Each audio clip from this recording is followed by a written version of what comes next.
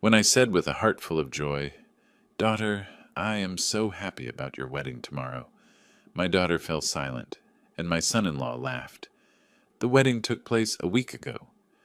The money I had given for the celebration of their dreams disappeared into their pockets. A week later, they returned, begging for forgiveness, and I coldly said, "Get out of here." They were devastated. Before we continue, please subscribe to the channel and write in the comments what time it is where you are now. The roast had another 10 minutes. I checked it through the oven window, watched the juices pooling around the carrots and potatoes, then glanced at my watch again. 7:15. Alma said they'd be here by 7. I adjusted the wine glasses on the table one more time, making sure everything sat just right. 3 place settings. White napkins I'd ironed myself that afternoon. The good plates, the ones Maria and I got for our 20th anniversary. Strange how they only came out for special occasions now, and this was about as special as it got. Tomorrow my daughter would marry Theodore Caldwell, and I'd walk her down the aisle at the Desert Botanical Garden. $45,000 for that wedding, worth every penny to see her happy. Headlights swept across the front window. Finally. I was already at the door when they came up the walk. Alma looked beautiful in a cream-colored dress, her dark hair pulled back, but something in her posture felt wrong. She wouldn't look at me straight on, kept her eyes fixed somewhere around my left shoulder. "Come in, come in!" I held the door wide, reaching to embrace her. She let me, but her body stayed rigid. "Traffic bad on the 101? "Not too terrible." Theodore's voice came from behind her. He strode past both of us into my living room like he owned the place, hands in his pockets, silk shirt catching the light. Never liked how he carried himself. Too smooth, too confident in a way that had nothing backing it up. "Dinner's almost ready," I said, closing the door. "I wanted us to have this time together before tomorrow gets crazy. You know how weddings are. Once it starts, you barely get a moment to breathe." Alma finally met my eyes. Just for a second, what I saw there made my stomach drop. "Dad, the wedding was a week ago, Sylvester." Theodore examined his fingernails, casual as discussing the weather. "Small private ceremony in Sedona. We decided to keep it intimate. Just the two of us and an officiant." The words hit me like I'd grabbed a live wire. My hand was still on the doorknob. I couldn't seem to let go. "What did you say?" "Last Tuesday." He checked his phone screen, scrolled through something. "Beautiful sunset ceremony at Cathedral Rock. Very spiritual. Much better than some crowded event with 100 people we barely know." "But my voice sounded far away, like someone else was using it. "I gave you $45,000. For the wedding. For tomorrow." Alma twisted the ring on her left hand. New ring. Gold band with small diamonds. "When did she get that? How did I miss it?" "We made different choices with the funds." Theodore finally looked at me, and his eyes held nothing. No warmth, no apology, not even the decency of discomfort. "Use the money for our honeymoon in Maui instead. 3 weeks at the Grand Waile. Better investment in our future together, if you think about it. We're building our own life now. Time to be independent." Independent. The word tasted bitter. My hands found the back of the nearest dining chair, gripped hard enough that my knuckles went white. 63 years old, and I'd learned to control my temper working on cars. When an engine fights you, getting angry accomplishes nothing. Steady hands, clear head. But my mechanic's composure was fracturing. "You spent my money I gave you for a wedding I was supposed to attend, on a vacation?" "Dad, we just wanted something small." Alma's voice came out thin, uncertain. She still wouldn't hold my gaze. "Just us. Something simple and meaningful. You understand, right? We didn't want all the pressure and expectations." "Pressure?" I heard my voice drop, get quieter, colder. "I've been calling you every week about final arrangements. You let me believe. You both let me believe. We planned to tell you tonight." Theodore shrugged, actually shrugged, like he'd forgotten to pick up milk at the store. "Thought we'd have dinner? Explain the situation. You're overreacting." The oven timer started beeping in the kitchen. None of us moved. "Get out." Alma blinked. "Dad, get out of my house." I released the chair and stood straight, looked directly at Theodore. His smirk faltered for just a moment. "Good. Both of you. Now. You're being unreasonable." Theodore's voice took on a patronizing edge. We'll come back when you've calmed down, old man. Give you time to process. I'm processed. I walked past them and opened the front door. The July evening heat rushed in, thick and suffocating. Leave. Alma moved first, hurrying toward the door with her head down. She paused at the threshold, opened her mouth like she wanted to say something. I waited. She closed her mouth and walked out. Theodore took his time, checking his phone again as he strolled toward me. This is childish, Sylvester. We're family now. You'll get over it. I said nothing, just stood there holding the door until he finally walked through it. I watched them get into Theodore's Tesla, watched the headlights snap on, watched them back out of my driveway and disappear down the street. Then I closed the door, locked it. The deadbolt sliding into place sounded very loud in the sudden silence. The dining room table still held 3 place settings. The wine I'd opened to breathe sat untouched. In the kitchen, the oven timer continued its insistent beeping. I walked past it all toward my home office at the back of the house, leaving the roast to burn. The filing cabinet's bottom drawer stuck like it always did. I gave it the practiced jerk that popped it loose, pulled out the accordion folder marked Alma Financial. My desk lamp made a small circle of light in the dark office. I hadn't bothered turning on the overhead fixture. Didn't need it. The folder held everything. Every bank statement, every canceled check, every wire transfer confirmation from the past 15 years. I spread them across my desk in rough chronological order, then turned on my computer. The screen's glow hurt my eyes for a moment before they adjusted. College tuition first. Arizona State, 4 years. I pulled out the bursar's office statements, the semester payment confirmations, $28,000 for in-state tuition, room and board, books and supplies, study abroad program to Spain her junior year. That was $12,000 by itself. Total, $120,000 give or take. I opened a new spreadsheet, started entering numbers. After graduation came the startup dream. Alma wanted to launch a marketing consulting firm. She'd been so excited on the phone, talking fast about social media strategies and brand positioning. I'd driven to her apartment in Tempe, sat at her tiny kitchen table while she showed me the business plan on her laptop. Professional-looking document, charts and projections. She needed $80,000 for operating costs while she built her client base. The business lasted 14 months. I found the wire transfer receipt, dated March 2019. $80,000 straight from my business account to hers. Found the apologetic text message from October 2020. Dad, I'm closing the company. Market's too competitive. Love you. Thank you for believing in me. I entered it in the spreadsheet. Column for date, column for amount, column for purpose.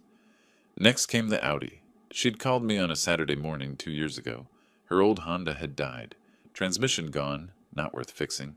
Could I help with a down payment? Just enough to get her into something reliable. I'd driven to the dealership with her, watched her fall in love with the silver A4, signed as co-buyer when her credit couldn't handle it alone. $35,000 financed through Chase. I'd made every payment since. The numbers kept adding up. Rent assistance, $2,200 a month for 3 years. She'd moved to a nicer place in Scottsdale after Theodore entered the picture. Said it was important for her professional image. I'd quietly paid her landlord directly, automatic transfer on the 1st of every month. 120 plus 80 plus 35, I muttered, reaching for my calculator. My coffee had gone cold in its mug, but I took a sip anyway. Tasted like rust. That's $235,000 plus rent, $79,000, $314. Then the wedding fund, $45,000. Wired to Alma's account 6 weeks ago. Money that bought first-class tickets to Hawaii and 3 weeks at a resort I couldn't pronounce. I logged into my online banking, pulled up the joint account, the one I'd set up last year after Alma mentioned she worried about emergencies. What if something happens and I need money fast, Dad? Could we have a shared account just for security? Made sense at the time. My daughter needed safety. What father wouldn't provide that? Current balance, $67,412. I clicked on transaction history. Started scrolling. May 15th. Withdrawal, $5,000. Notation. Business TC. May 22nd. Withdrawal, $8,000. Notation. Business TC. June 3rd. Withdrawal, $6,500. Notation. Business TC. TC. Theodore Caldwell. My hand stopped moving the mouse. I just stared at the screen, watching the blue light reflect off my reading glasses. Every withdrawal since April carried those initials. Some smaller, 1,500 here, 2,000 there. Others larger. The biggest, 12,000 on June 28th. I clicked back through 3 months of history, started adding up Theodore's extractions from the account my daughter had access to, the account I'd funded for her security. $43,000. Gone. Funneled through Alma into Theodore's pockets. Dad, Theodore has an amazing real estate investment opportunity. Her voice played in my memory, bright and hopeful. That phone call in April.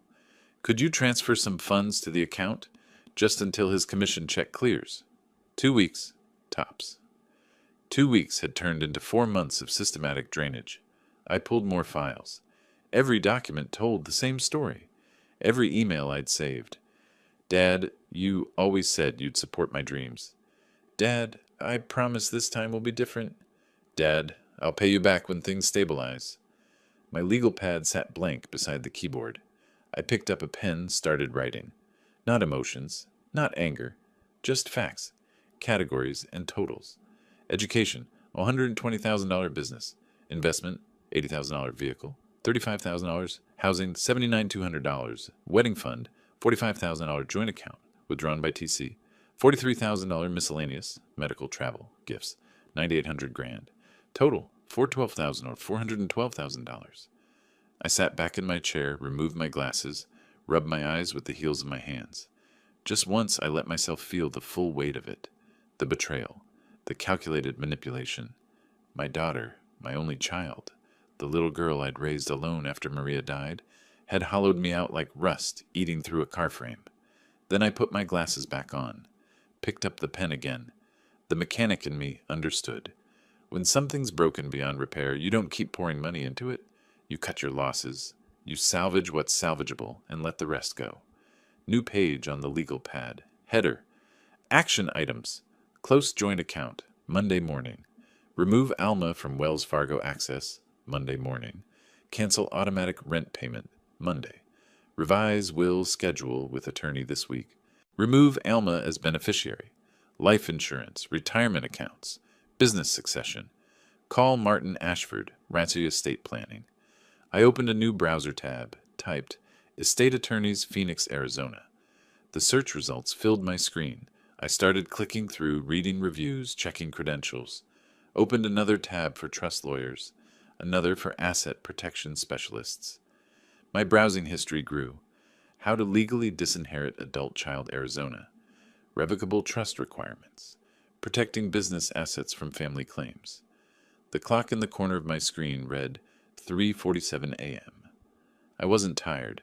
My mind was working with a clarity I hadn't felt in years, each thought clicking into place like a perfectly calibrated torque wrench. Another page in the legal pad. I started listing names from the search results. Firms that specialized in family law, estate planning, asset protection. Next to each name, I wrote the earliest appointment time their websites listed. My phone sat dark on the desk. No calls from Alma. No apologetic texts. No, Dad, can we talk? She'd made her choice. Chosen Theodore. Chosen the money. Chosen to let her father believe in a wedding that never happened, while she drained his accounts behind his back. I pulled up my email, started composing drafts. Subject lines only, to be finished in the morning when business hours started. Joint account closure request. Beneficiary change forms. Urgent, estate planning consultation. Through the window behind my computer, the sky had started shifting from black to deep purple. Dawn coming. Phoenix waking up. The bank on Camelback Road opened at 8. I had 4 hours to shower, dress, organize my documents. I looked at the legal pad, at the action items, at the browser tabs still glowing with attorney websites, at the spreadsheet showing $412,000 in a single, damning column. You want independence? I said it quietly to the empty office, to the darkness, to the daughter who wasn't there to hear it. You'll have it. I saved the spreadsheet as evidence.xlsx and started creating a new folder on my desktop. Time to treat this like any other business problem. Methodical, strategic. No emotion, just execution. The untouched dinner still sat on my dining room table. I could smell it from here, the roast now cold and congealed. I'd deal with it later. Right now, I had work to do. The shower water ran hot enough to sting. I stood under it until steam filled the bathroom, until the tension in my shoulders started to ease. Through the frosted window, dawn light was breaking over the desert. Sunday morning.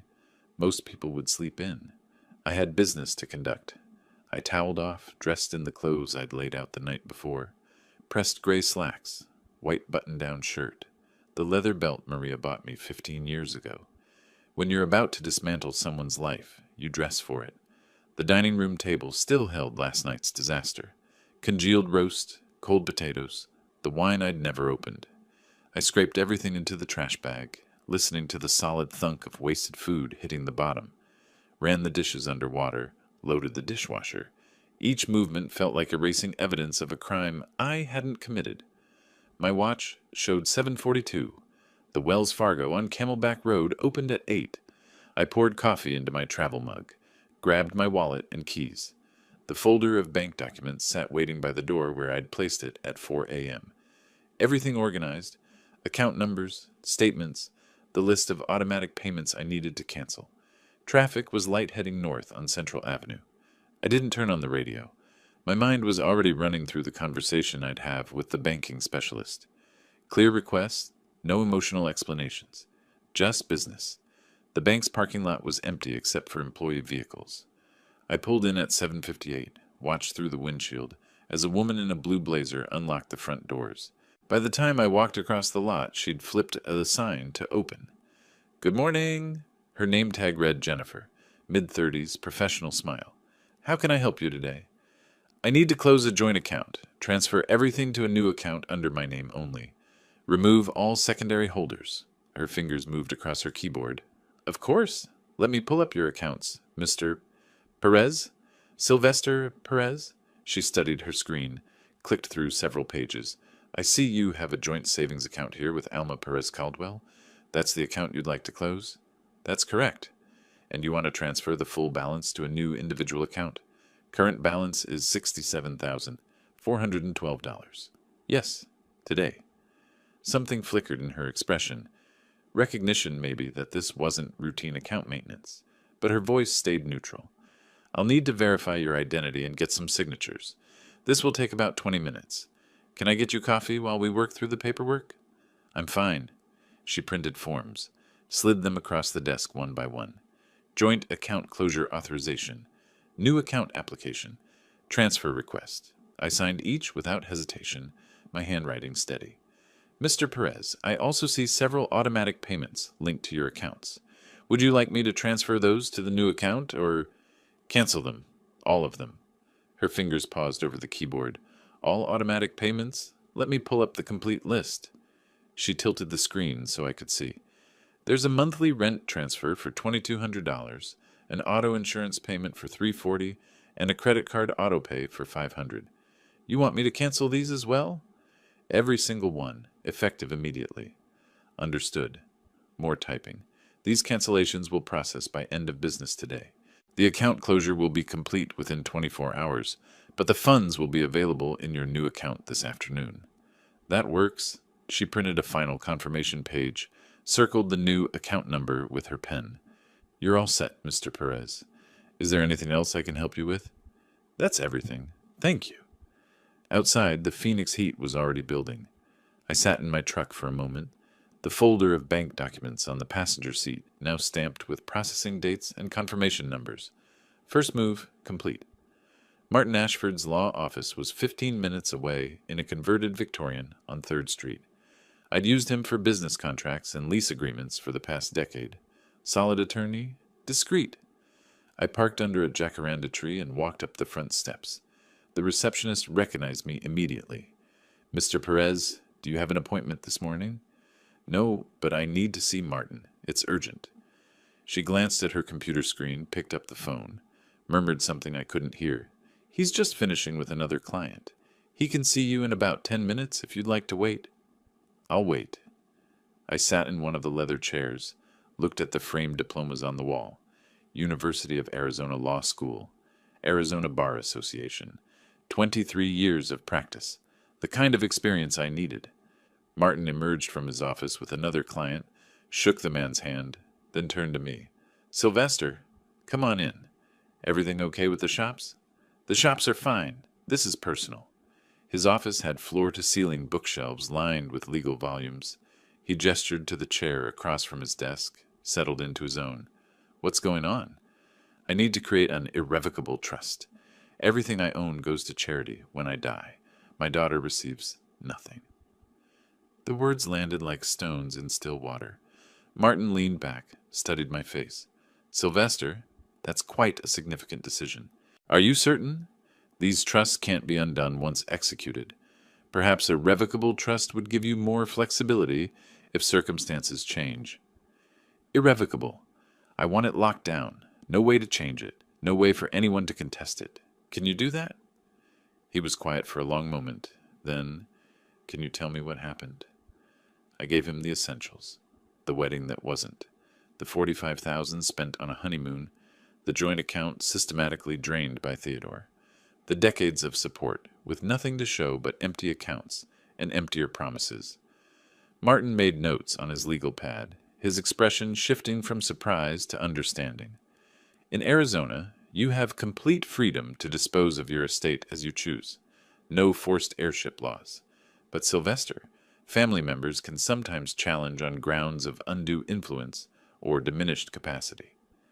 Then make it challenge-proof. That's why I'm hiring you. I can do that. He pulled out a fresh intake form. Let's start with your assets. You mentioned 3 auto shops. Perez Auto Care, 3 locations in Phoenix. Total value approximately $2.1 million. Then there's my house, worth about $580,000. His pen scratched across paper.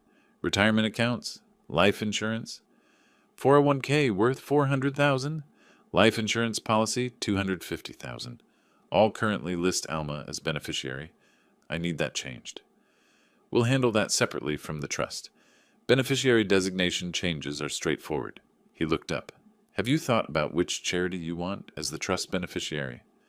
Something related to mechanic vocational education, kids who want to learn a trade but can't afford school. I'll leave the specifics to you. I know several established foundations in that area. I'll draft the trust with a charitable purpose clause. He made more notes. This will take time to do properly. Asset appraisals, foundation selection, document preparation. I'm looking at 2 to 3 weeks minimum. Whatever it takes. Get started today. I will. Martin set down his pen, met my eyes. Sylvester, I have to ask. Is there any chance of reconciliation? Sometimes family rifts? No chance. He nodded slowly. Then I'll make this ironclad. Give me 3 weeks. Back in my truck, I sat with the engine running and the AC blasting. The folder from Martin sat on top of the bank folder. My phone sat silent in the cup holder. No calls from Alma yet. The account changes wouldn't hit her radar until she tried to access the money. I pulled out of the parking lot and headed toward my flagship shop on Indian School Road. Sunday was usually quiet, but Marcus would be there handling the emergency calls. Life continued. Work continued. Everything had changed, but nothing about my daily routine needed to shift. Not yet, anyway. The transmission on the F-150 had been grinding since Tuesday. I'd promised the owner I'd have it diagnosed by Monday morning. Now it was Monday morning, and I was elbow-deep in the bell housing, transmission fluid staining my hands black. This was the work that made sense. Input, shaft worn, replace it. Output bearing shot, swap it out. Every problem had a solution you could see, touch, fix. Not like families. Not like daughters who cut you out of their lives while draining your wallet.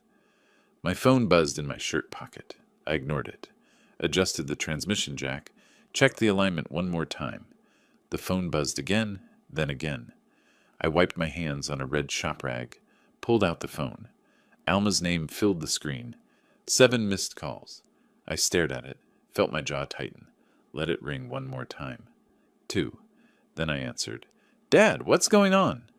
Her voice came through sharp, irritated, not apologetic, not remorseful, annoyed. I tried to use the card and it says the account is closed. Is there some kind of mistake? Can you call the bank? There's no mistake, Alma. Silence on her end. Then, what do you mean there's no mistake? Dad, I need that account. I tried 3 different ATMs. I closed the account. You... What? When? Why would you do that without telling me? I set down the wrench I'd been holding, looked at the transmission suspended on the jack, waiting for me to finish the job. You're an adult now, 34 years old, married, time to be independent. What are you talking about? You can't just... Dad, rent is due today. We don't have enough in our account to cover everything this month. You always helped with... We had an arrangement. We had a lot of arrangements. You arranged to get married without me. I'm arranging my finances without you. Seems fair. Dad, please don't do this. I know you're upset about the wedding, but this is... Her voice cracked. Now the tears started. Right on schedule. This is too much. You're punishing me for...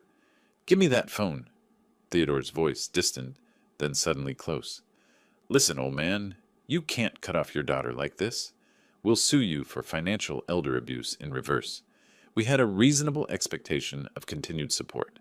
My attorney says we have grounds. You had reasonable expectation of attending your own wedding. Life is full of disappointments. I ended the call, set the phone face down on my workbench, picked up my wrench and returned to the transmission. It buzzed 3 more times in the next hour. I didn't look at it.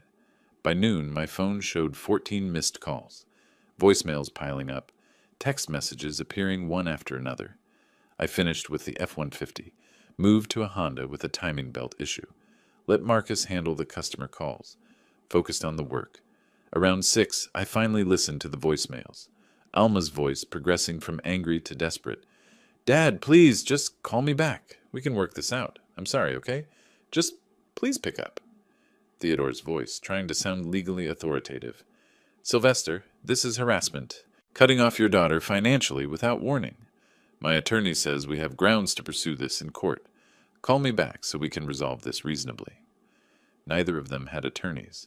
I'd run a business long enough to know what real legal threats sounded like. This was posturing. I drove home as the sun set orange and purple over the desert, made myself a sandwich, ate it standing at the kitchen counter, opened my laptop at the dining table, and pulled up the documents Martin had emailed that afternoon. Trust framework, asset evaluation forms, foundation options for the charitable beneficiary. My phone lit up again, text from Alma. Dad, I'm coming over. We need to talk face to face. I didn't respond. Closed the laptop, carried it to my office. Settled in at my desk with Martin's paperwork spread out in front of me. Started reading through the trust language, making notes in the margins. The knock came just after 7:30. Loud, insistent. Dad, Dad, I know you're home. Alma's voice carried through the front door. Your truck is in the driveway. Please, just open up. I stayed in my office chair, didn't move toward the door. Through the window, I could see their shapes on my front porch. Alma and Theodore, backlit by the porch light I'd forgotten to turn off. This is ridiculous. Theodore's voice, louder than Alma's. You think ignoring us solves anything? You think you can just... More knocking. The doorbell rang, shrill and persistent. Rang again. Alma's voice rose higher. 5 minutes. That's all I'm asking. 5 minutes to talk, please. I marked a clause in the trust document that needed clarification, made a note to ask Martin about the Foundation's oversight requirements. The knocking continued. Theodore's voice grew angrier, but I couldn't make out the specific words anymore. Just noise, just static. They stayed for an hour, maybe longer. I reviewed the entire trust draft, started compiling questions for Martin. Through the window, I watched Theodore pace on my porch, phone pressed to his ear. Alma sat on my front steps, head in her hands. Finally, their voices faded. Car doors slammed. Engines started. I waited until I heard them pull away before I stood and walked to my front door. A crumpled piece of paper was jammed under the doormat. I pulled it out, smoothed it flat under the porch light. Theodore's handwriting sharp and angry. You're making a mistake. We'll pursue legal action for financial elder abuse and intentional infliction of emotional distress. You've left us no choice. Below it, in Alma's rounder script, Dad, please, I love you. I'm sorry about the wedding, but you're scaring me. This isn't like you. Can we please just talk? Please? I folded the note once, twice, walked it to the recycling bin in my garage, dropped it in. My phone rang as I walked back inside. Alma again. I silenced it without looking at the screen. Locked the front door, checked the back door, made sure every window was secured. In my office, the trust documents waited. I sat back down, picked up my pen, continued reading where I'd left off. The house was quiet now, just me and the paperwork and the sound of the AC cycling on and off. Outside, Phoenix settled into its summer night, dry and hot and utterly indifferent to the small human dramas playing out in its scattered homes. I worked until midnight, making notes, asking questions, building the legal fortress that would stand long after I was gone.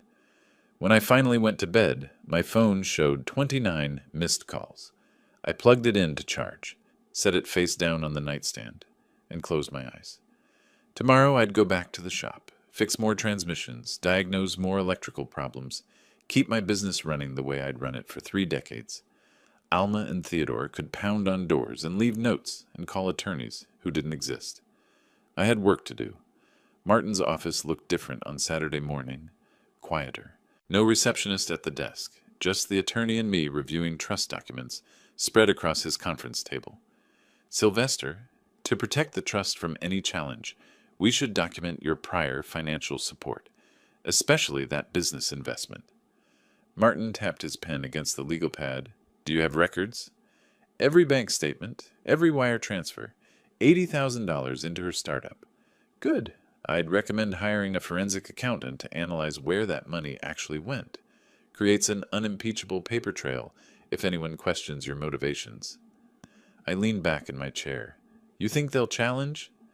Theodore strikes me as the type who'll try everything. Better to have answers before questions get asked. By Monday afternoon, I was sitting across from David Chen in a coffee shop on Central Avenue. Mid-40s, wire-rimmed glasses, the kind of careful attention to detail I recognized from good mechanics.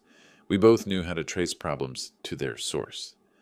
Mr. Perez, I'll need all documentation related to the business. Incorporation papers, account statements, expense reports. He pulled out a tablet, stylus ready. I'll trace every dollar and categorize expenditures as legitimate business costs versus other uses. How long? 3 to 4 days for a comprehensive report. I'll be thorough. I slid a folder across the table. Business plan Alma had shown me 2 years ago, bank statements from the startup account I'd funded, incorporation documents from the Arizona Corporation Commission, every piece of paper that proved I'd believed in her dream. David opened the folder, scanned the first few pages. I'll have results by Wednesday. The next 3 days felt stretched thin.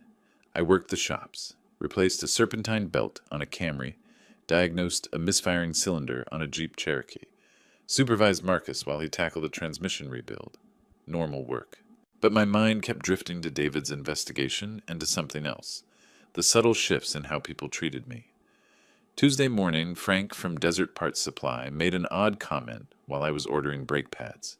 Everything okay with you, Sil? Heard you're going through some family troubles. I kept my voice level. Nothing I can't handle.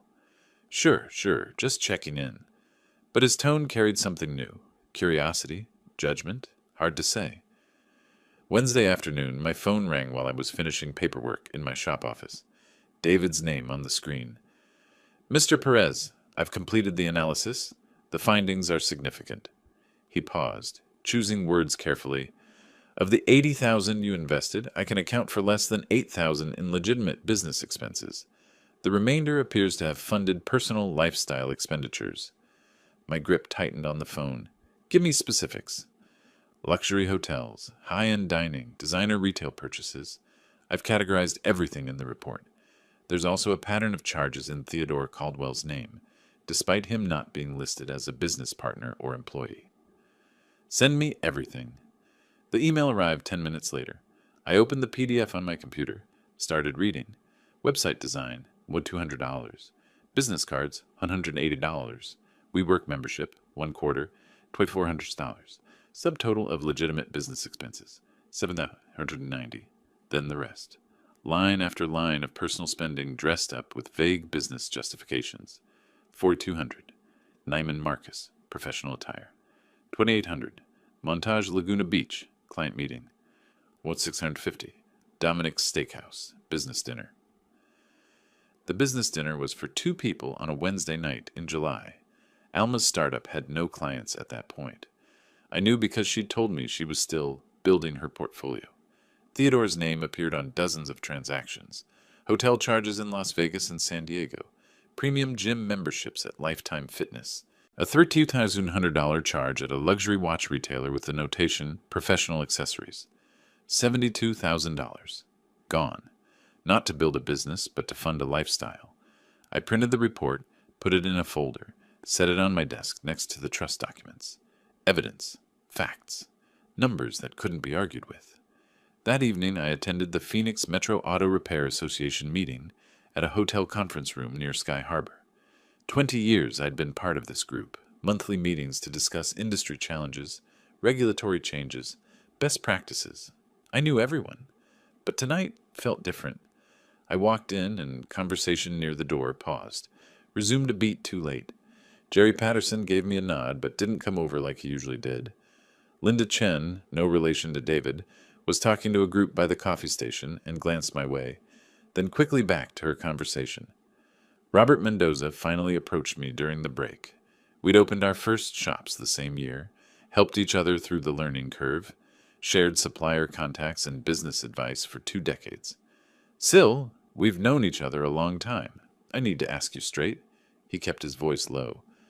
What's happening with Alma? I'm hearing stories that don't sound like you, but what are you hearing? He looked uncomfortable. Theodore's been at a couple networking events. Says you cut Alma off completely. No warning, no conversation. Says she's struggling to pay rent, and you won't even take her calls. He's worried about her well-being.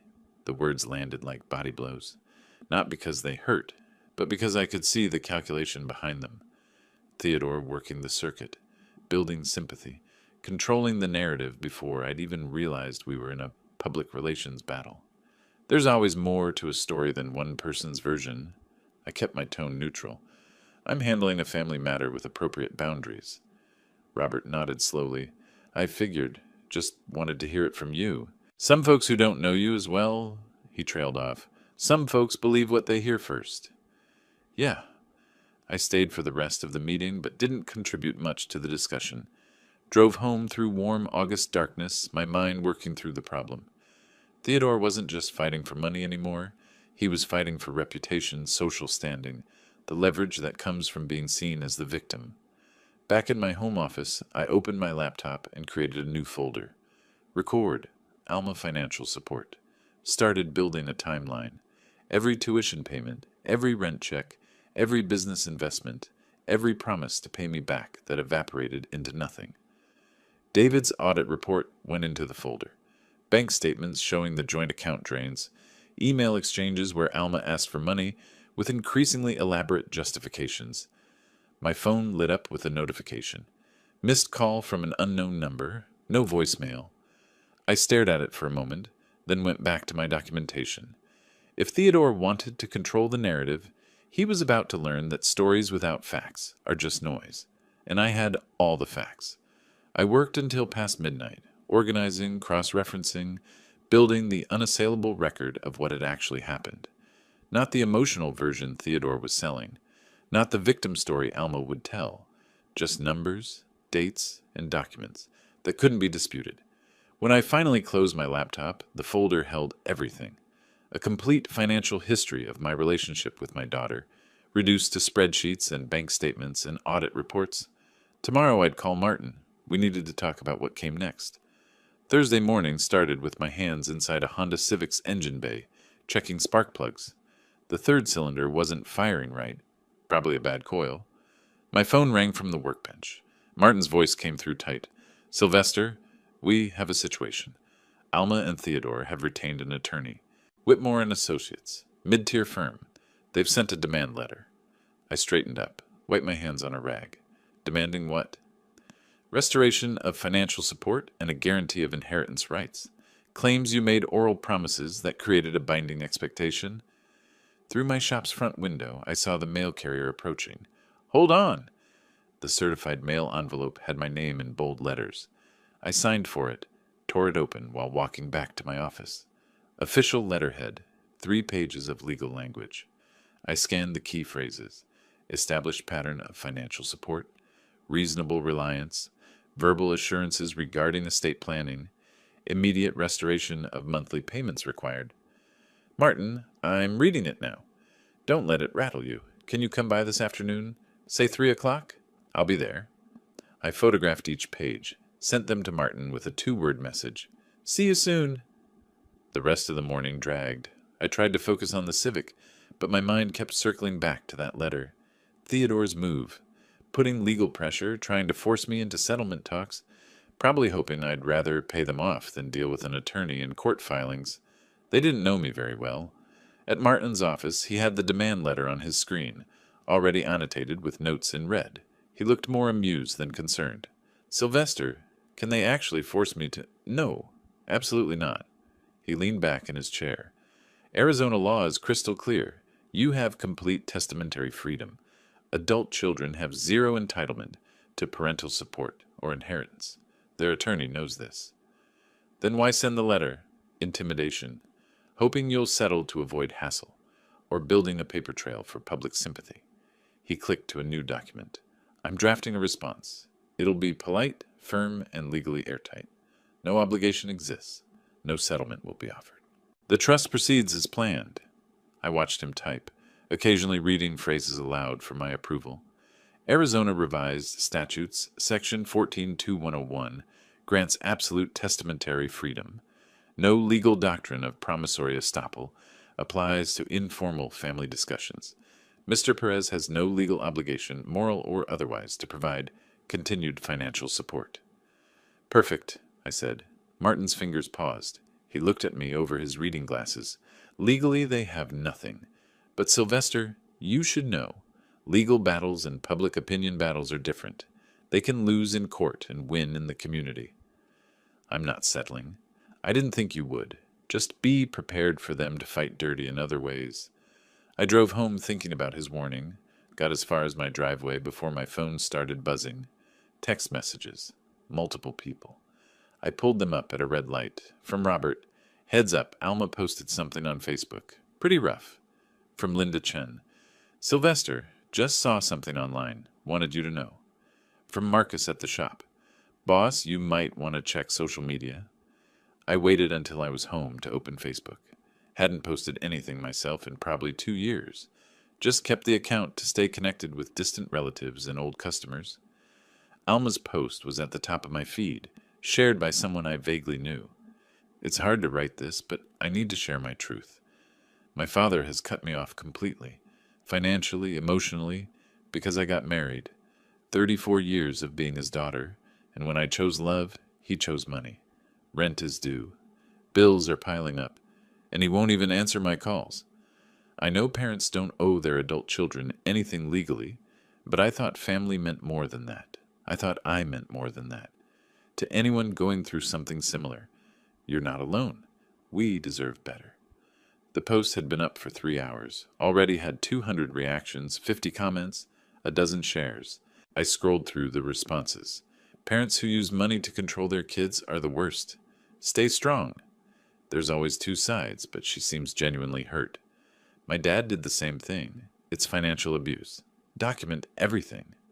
Praying for you, sweetie. Your father will regret this someday.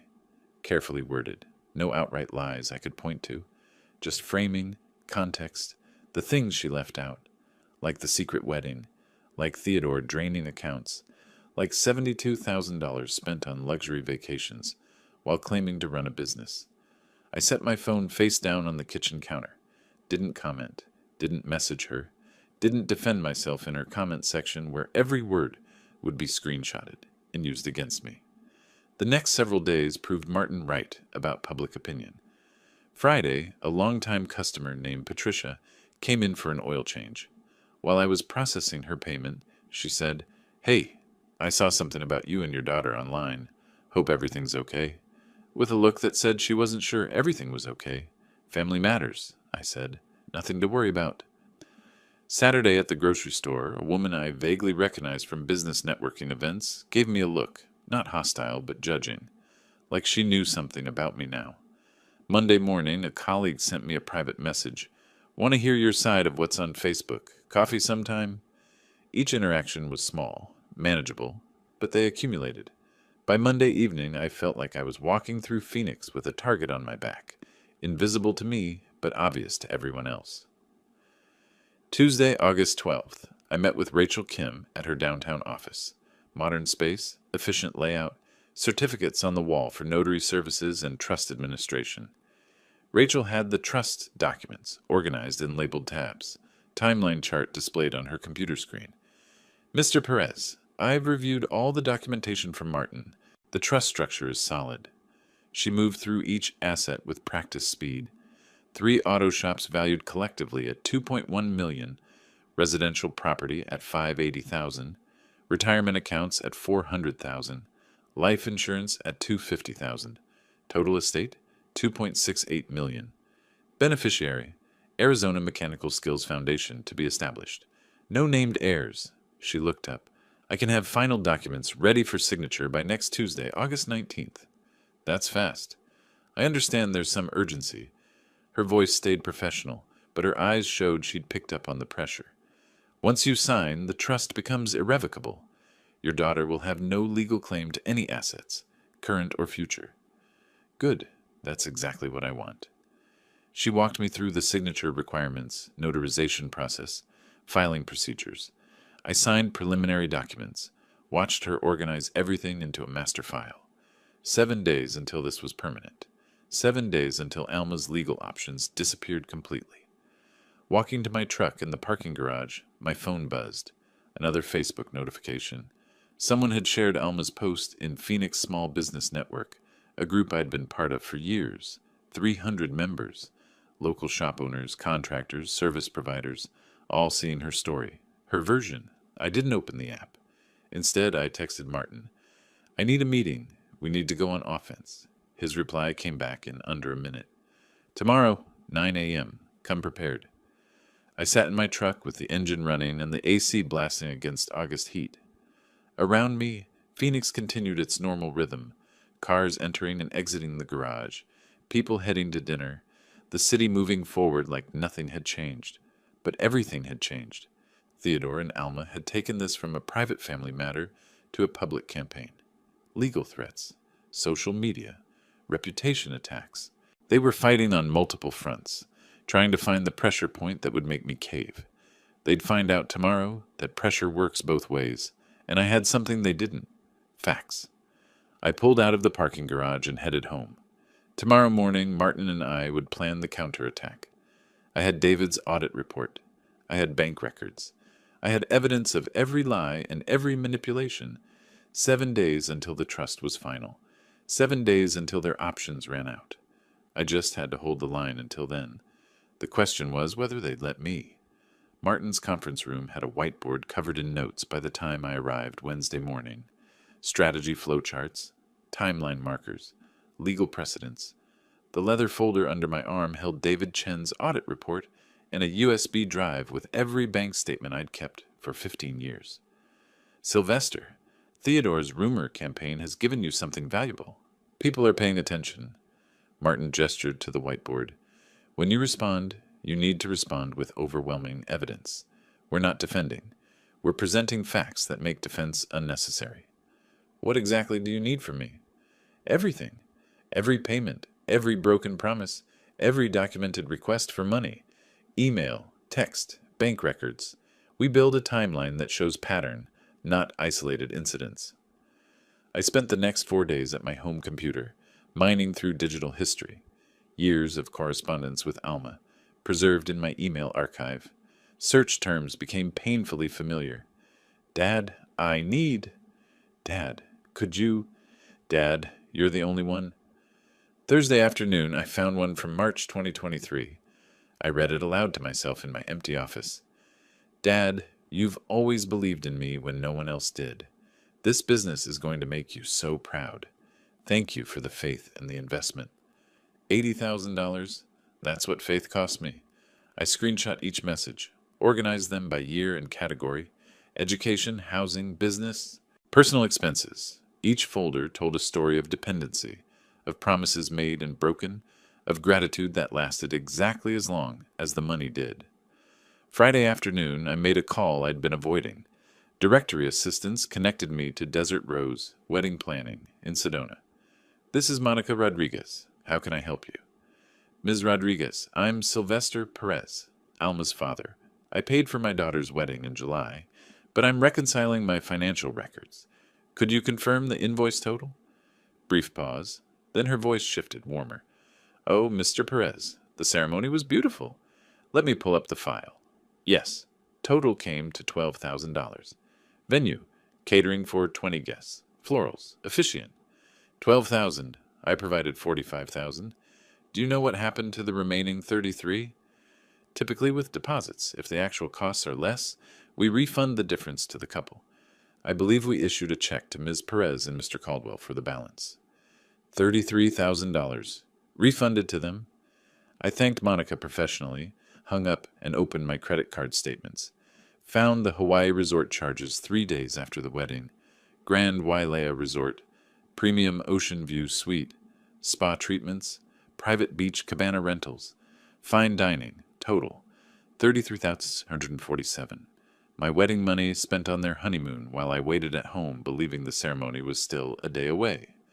Saturday morning, Martin called. My paralegal found something you should see. Can you come by Monday? In his office Monday afternoon, he spread credit reports across his desk.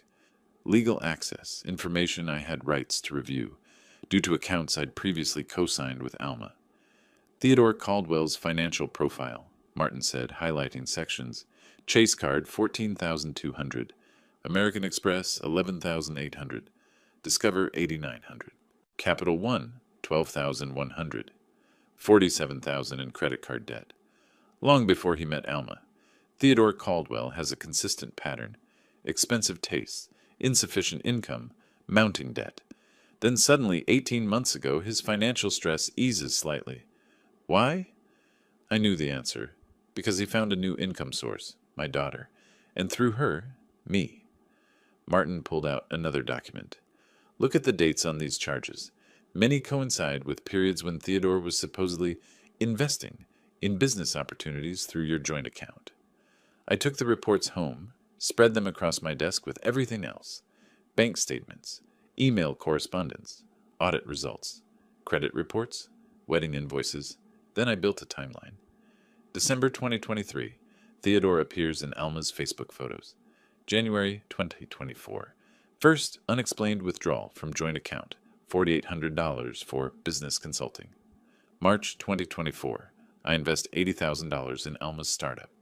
April-July 2024, steady drainage of joint account. Theodore's name on transactions. His credit card balances stabilize slightly.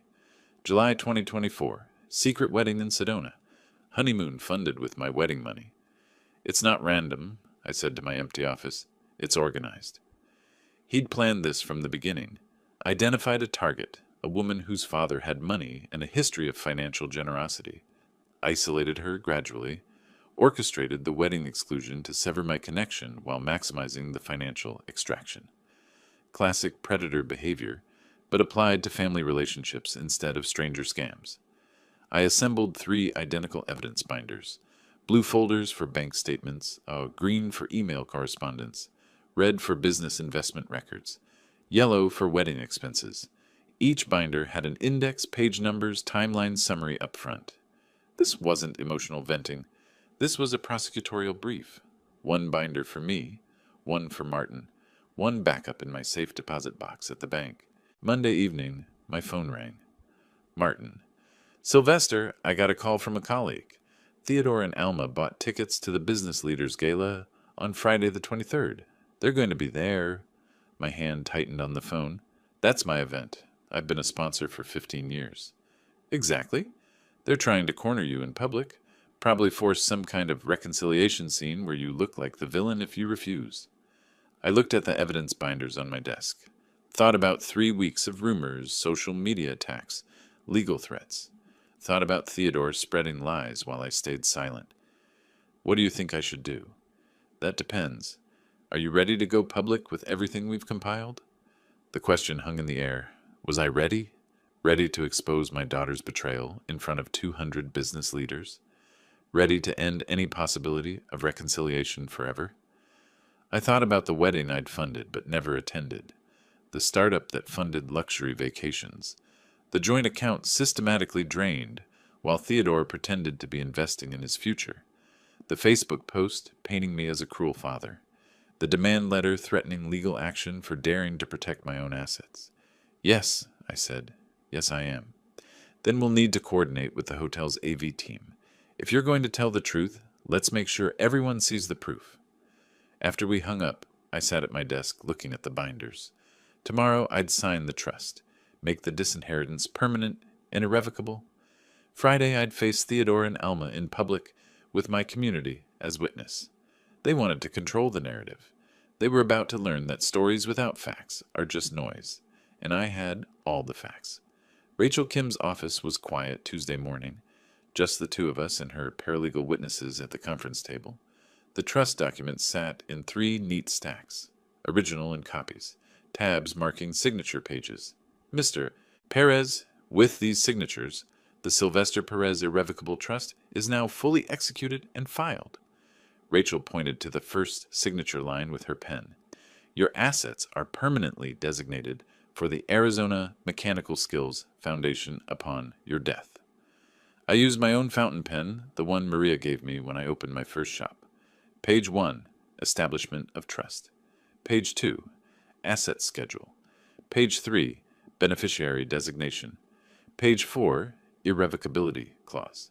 Each signature was deliberate. Each one severed another thread connecting Alma to my life's work. Rachel applied her notary seal with a heavy press. The embossing made a satisfying thunk. And there's no way to challenge this? In Arizona, with proper execution and given you're of sound mind, it's bulletproof. Your daughter has no legal claim to any inheritance. Good. That's exactly what I wanted. The next 3 days crawled. Wednesday, I had my charcoal suit dry cleaned. Thursday evening, I met Martin at a coffee shop near his office. Last chance, Sylvester. Are you absolutely sure you want to take this public tonight if the opportunity arises? If Theodore tries to make me look like the villain in front of my community, yes, I'm ready. Then remember, facts only, no emotional attacks. Let the evidence speak. Don't call him a con artist, even if that's what he is. I won't, but I will tell the truth. Friday evening, I arrived at the Arizona Biltmore Resort at 6:15. The grand ballroom gleamed under crystal chandeliers. Round tables dressed in white linens. Silent auction displays lined the perimeter. Vacation packages, restaurant gift certificates, sports memorabilia. My company's platinum sponsorship placard stood prominently. Perez Auto Care, $5,000 sponsor. I'd attended this gala for 15 years. Knew most faces, understood the rhythm of the evening. Cocktails, dinner, speeches, silent auction closing, dancing, professional networking dressed as social gathering. Carlos Mendoza found me near the auction tables. Sil, glad you made it. Wasn't sure after, well, some of the stuff circulating online. Here and staying, I said simply. Dinner service began at 7. Salad course, then chicken or salmon. I chose my usual table with business associates, shop owners, suppliers, a couple of insurance brokers, comfortable conversation about industry changes, Phoenix heat, upcoming football season. Around 7:30, during the main course, I saw them enter. Theodore in an expensive suit, Alma in a designer dress. They scanned the ballroom like hunters tracking prey, spotted me, exchanged words, took seats at a back table, last-minute tickets. Nowhere near premium placement. They waited, through salad, through dinner. I felt their attention like heat on my neck, but didn't turn around. Dessert arrived, chocolate mousse. The MC, a local TV personality, finished announcing silent auction closing times and stepped away from the small stage. Theodore moved. He walked to the stage, took the standing microphone, tapped it twice. Feedback, squeal. The room went quiet. I apologize for the interruption, but I need to address something important. I set my fork down carefully, wiped my hands with my napkin, waited. Many of you know Sylvester Perez as a successful businessman, a contributor to this community. I know him as my father-in-law. Theodore's voice carried false humility. His daughter, My wife, Alma, is heartbroken. There's been a misunderstanding, a family disagreement that spiraled, and I'm asking, publicly, humbly, for healing. Sylvester, whatever happened, can we talk? Can we find forgiveness? He extended his hand toward my table. Every eye in the ballroom turned to me. The trap was sprung. Refuse, and I'm the heartless father. Accept, and I validate their narrative. I stood slowly, buttoned my suit jacket, walked between tables toward the stage. The room held its breath. Theodore handed me the microphone. He had no choice. Refusing would expose his manipulation. I looked out at 200 faces, business leaders, friends, colleagues, people who'd seen Alma's Facebook post, heard Theodore's rumors, wondered about the truth. Thank you for the unexpected opportunity to address this. My voice was calm. Theodore mentioned family. Let me tell you about family. About 34 years of being a father. Behind me, the presentation screen flickered to life. Martin had coordinated with the hotel's AV team. My timeline appeared, 1990-2024. Financial support provided. I paid $120,000 for my daughter's college education, $80,000 for a business startup that never operated, $35,000 for a car, $2,200 a month for rent for 3 years, $45,000 for a wedding I was never invited to attend. The screen showed bank transfers, dates, amounts, each one highlighted. If you're doing the math, that's over $400,000. Not loans, gifts, because she was my daughter, and I loved her. Past tense, deliberate. 3 weeks ago, I learned that the wedding I'd funded had happened a week earlier, in secret. My daughter and her husband spent the wedding money on a vacation to Maui instead. Email correspondence appeared on screen, Alma's requests, her promises, her gratitude. I also learned that the business I invested in never actually functioned. The money funded luxury purchases instead. David Chen's audit results, category summaries, luxury hotels, designer clothing, premium dining. The room was absolutely silent. This week I signed an irrevocable trust. My entire estate, 3 automotive businesses, my home, all assets totaling $2.68 million, will fund vocational education for aspiring mechanics. Young people who want to learn a trade, work with their hands, build something real. I paused. Let that sink in. Not a dollar goes to my daughter. Theodore's face had gone white. Alma, at their back table, had covered her face with her hands. Theodore asked about forgiveness. Here's what I believe. Family is built on respect, not just blood, and respect requires honesty. My daughter and her husband have neither respected nor been honest with me. So I've built a new legacy, one that will help people who value hard work and integrity. I set the microphone back on its stand. Thank you for listening. Now let's get back to the reason we're here tonight, supporting this community. The applause started with one person, then spread. Within seconds, the entire ballroom was standing, clapping.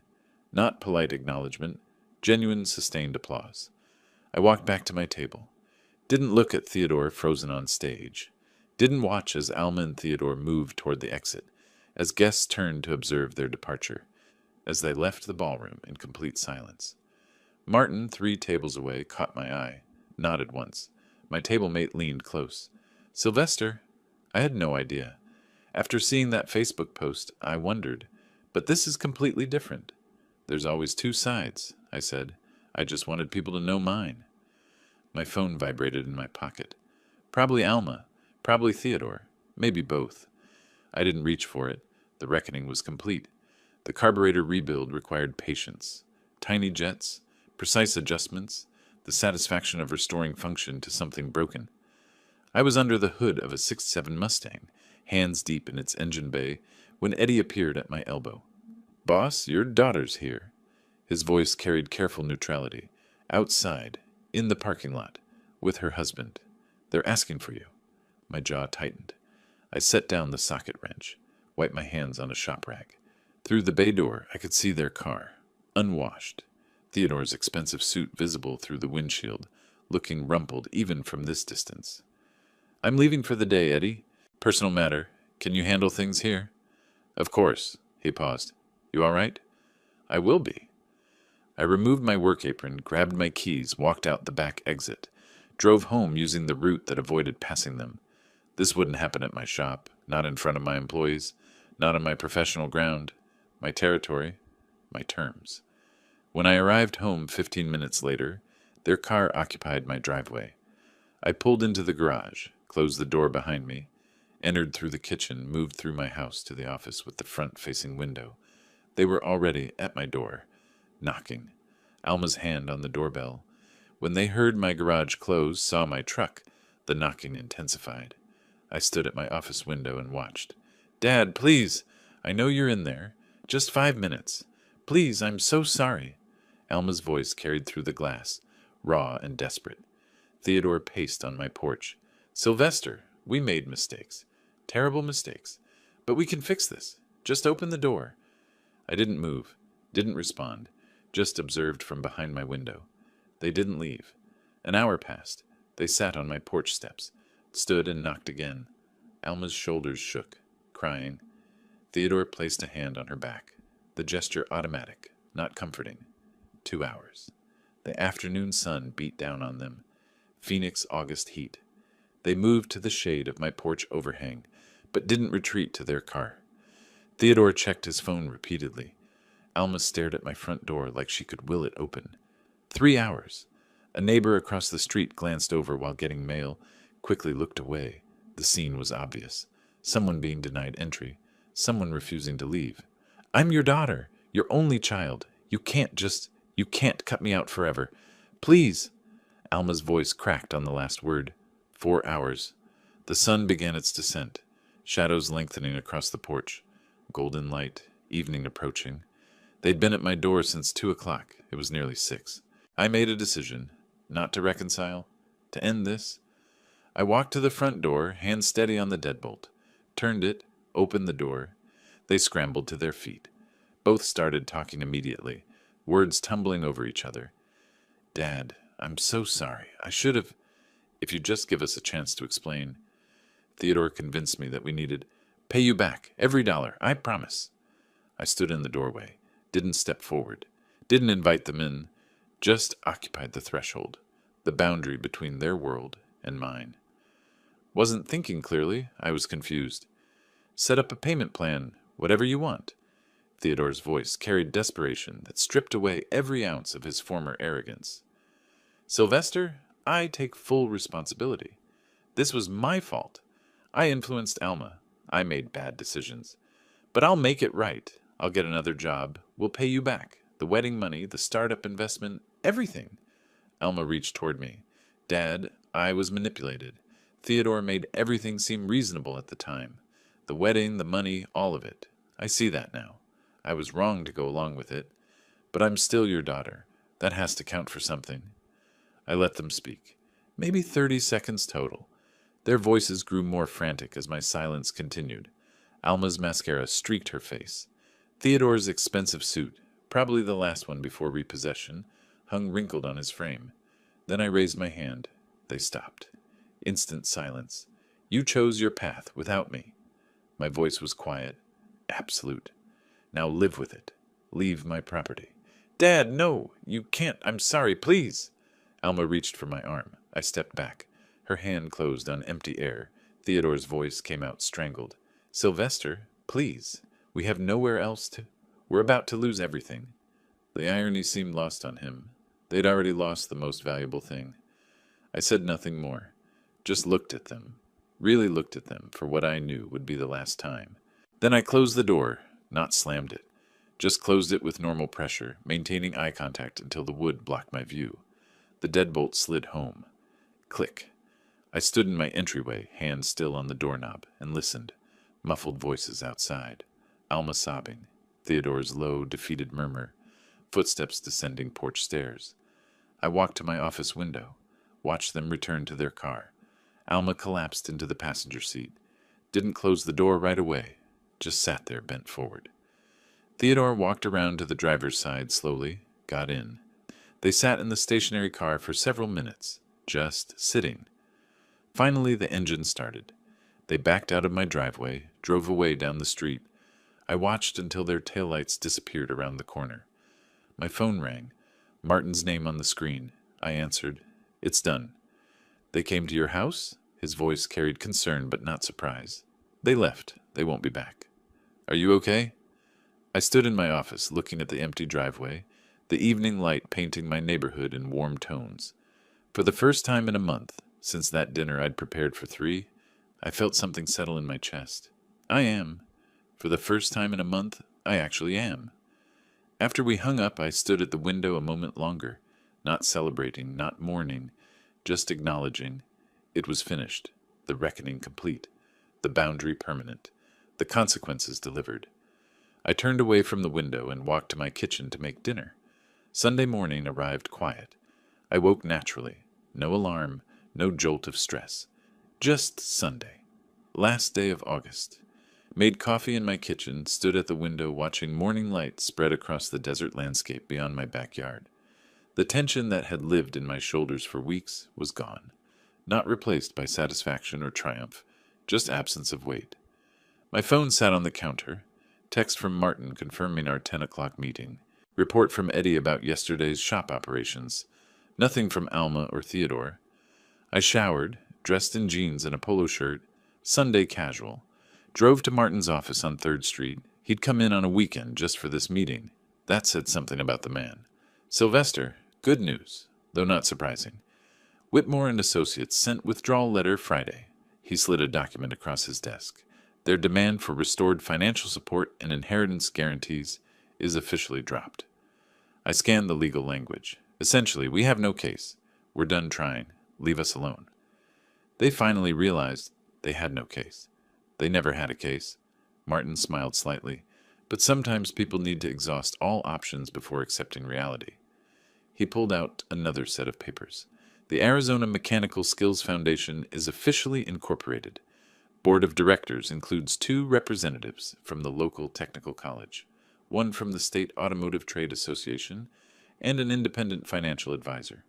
Upon your death, the foundation receives all trust assets and begins operations. When do scholarships start? First awards could be distributed as early as 6 months after the trust transfers. Students learning automotive technology, tool and equipment grants, apprenticeship stipends. I thought about young people learning a trade, working with their hands, building something real. That's good. That's real. Thank you for handling all of this, Martin. The trust, the foundation, everything. It's been my pleasure. He met my eyes. And Sylvester, you did the right thing. Not the easy thing, but the right thing. I shook his hand, took my copies of the documents, drove home, made a detour, drove past my flagship shop on Van Buren Street, the original location I'd opened in 1995. Parked across the street, engine idling, air conditioning fighting August heat. The building looked solid, professional. Perez Auto Care in bold letters across the front. 3 decades of work. 60 employees across 3 locations. Built from nothing. This would outlive me. Fund education for the next generation. That mattered more than blood inheritance. I pulled away after 5 minutes. Continued home. Spent the afternoon on my back patio. The shade cover and fan made the heat bearable. Desert landscape stretched beyond my property line. Saguaro cacti, rocky hills, endless sky. I sat in a comfortable chair with a book I'd been meaning to read, but mostly just looked at the view. My neighbor Tom called over the fence. Beautiful day, isn't it? It is. Quiet. How's the auto business? Solid. I set down my book. Actually, my grandson Jerry, he's finishing high school next year, thinking about technical training. You still take apprentices? Always. Have him call me when he's ready. Will do. Enjoy your evening. Normal conversation. Ordinary life. No crisis, no battle, no strategy. Just a Sunday afternoon. Around 6, I went inside to make dinner. Grilled chicken, salad. Simple. My phone rang while I was turning the chicken in the pan. Caller ID. Alma. I looked at it. Let it ring. The chicken needed attention. The phone kept ringing. She'd leave a voicemail, or she wouldn't. Either way, I wasn't answering. After it went to voicemail, I set down my spatula, picked up the phone, stared at her name on the screen, her photo I'd never bothered to change, held the power button. Slide to power off appeared. I slid it. The screen went dark, not just silenced, not just ignored. Off. I set the phone back on the counter and finished making dinner. Ate on the patio as the sun began its descent. Phoenix sunsets were spectacular, oranges bleeding into purples, deep pinks painting the clouds. The desert sky put on its evening show, indifferent to human drama below. My phone sat on the patio table beside my iced tea. Dark, silent. I didn't miss it. 30 years I'd been building my business. 34 years I'd been Elma's father. One of those things would continue mattering. The other had run its course. I thought about Martin's question. What's next? Maybe I'd travel. Never been to the Grand Canyon despite living in Arizona my whole life. Maybe I'd expand the business. There was interest in a 4th location in Tempe. Maybe I'd even date again someday. The future was open in a way it hadn't been for decades. Not because something good had happened, because something necessary had finished. The sky deepened from orange to purple to indigo. Stars began appearing in the darkening dome above me. I sat with my empty plate and my cold tea and watched night claim the desert. No anger, no regret, no satisfaction, just peace. I'd raised my daughter the best I could, given her everything I thought she needed. She'd chosen differently, made her decisions without me, then expected me to fund the consequences. That wasn't on me. I'd protected what I'd built, established boundaries, created a legacy that would help people who valued hard work and integrity. Young people learning trades, building skills, earning their own way. That was worth more than blood. The phone stayed dark on the table. I made no move to turn it back on. Didn't need to.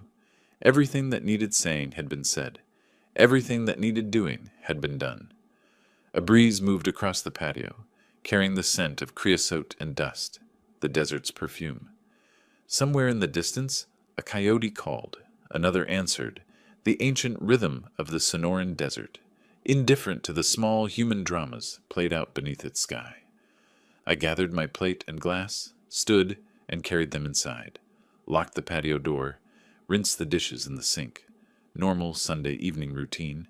Tomorrow, I'd go back to work, fix cars, manage employees, run my business. The same life I'd been living for 3 decades, minus the weight of obligation to someone who'd never valued it.